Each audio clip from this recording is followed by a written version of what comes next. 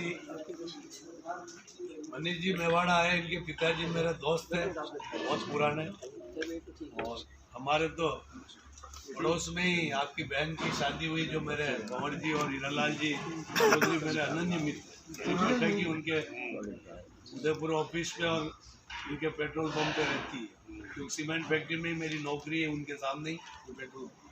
ये बहुत पारिवारिक संबंध है हमारा। और आप हमारे अगुचा माइंस के दोनों लीडर, इनका भी स्वागत है। तो साथियों, मैं कह रहा था कि जब से मोदी साहब आए तक तो ताज दिल्ली पे है, तब से उन्होंने मजदूर और किसानों के ऊपर हमला किया। इसलिए परसों हम मनीष जी 12 बसें इंटक के नेतृत्व में जयपुर से हमने कूच की, शाहजहांपुर बॉर्डर पे हमने धरना प्रदर्शन दिया और किसानों का समर्थन करके आए।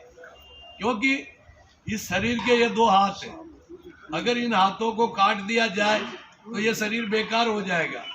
कोई आपको रोटी खिलाएगा तो खा सकते हो, पानी पिलाएगा तो पी सकते हो।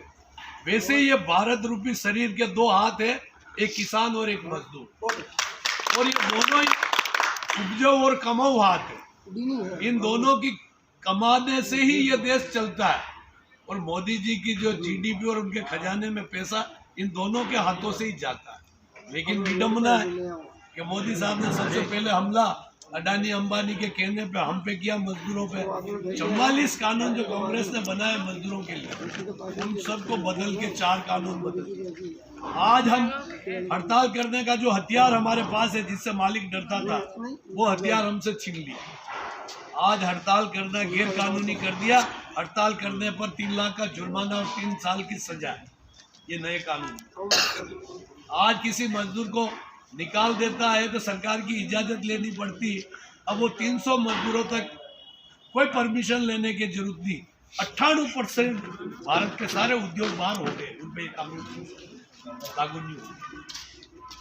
आज बाहर का नेता, जैसे आज मैं राजस्थान इंटक का अध्यक्ष हूँ, इलियास भाई है, दीपक जी है, रामदेव जी है, मधुसूदन जी, ये हमारे, हम उस यूनिट के मजदूर मालिक के सामने, मैनेजमेंट के सामने लड़ नहीं सकता, तो बाहर के नेता को बनाते। तो बाहर का नेता को न तो सस्पेंड कर सकते हैं, न चार्जशीट दे सकते हैं, न नौकरी से निकाल देते। वो आवाज बुलंद करता है और उसके पास बाहर की ताकत भी होती है, तो मैनेजमेंट झुकता।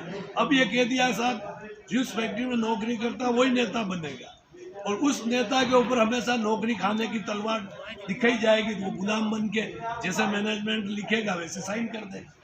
तो आने वाले समय में मजदूर का हाथ काट दिया, अब फिर नंबर लिया उन्होंने किसान का, और किसान के जो कानून बने हुए थे, उसका जो उपज का मूल्य निर्धारित करने की सरकार की जो रेट थी, उसको गायब कर दिया।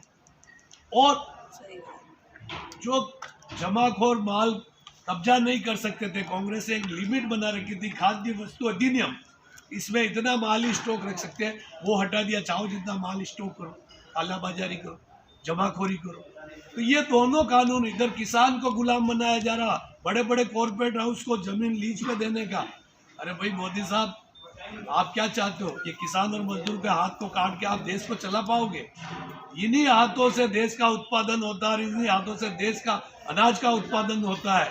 आपके खजाने में पैसा हम भेजते पसीना बहा के, ये जीडीपी हम बढ़ाने वाले लोग हैं, और मजदूर और किसान को हाथ काट के, कुचल के, गुलाम बनाकर इस देश को नहीं बचाया जा सकता। ये किसान देश को बचाने की लड़ाई लड़ रहा है, ये मजदूर देश को बचाने की लड़ाई लड़ रहा है। अपने पेट की लड़ाई बाद में, पहले देश की बचाने की लड़ाई है।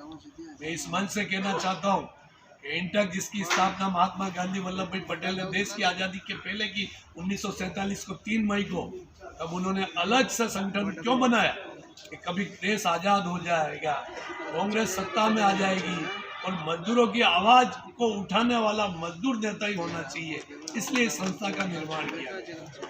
और ये मजदूरों की संस्था को बचाना, मजदूरों को बचाना और देश को बचाना है। तो जो अपने नगर निकाय के चुनाव हो रहे हैं, गुलाबपुरा, विजयनगर, मैं कल अजमेर में 5 वार्डों में सभा लेके आया हूँ। मैं जनता से अपील करने आया हूँ, और आपके बीच में अपील करने आया हूँ, अशोक जी गहलोत की तरफ से, गोविंद सिंह जी डोटासरा साहब की तरफ से, कि कांग्रेस के प्रत्याशियों को जिताकर हमको अपना नगर निगम, नगर बोर्ड बनाना है। अगर वो बोर्ड बनता है तो ये मोदी को ये संदेश जाएगा कि राजस्थान की जनता किसानों के साथ है, किसानों के कानून बनने की वजह से बीजेपी को वोट नहीं दिए, कांग्रेस को वोट दिया, तो वो किसानों का और मजदूरों का कानून से भी हमको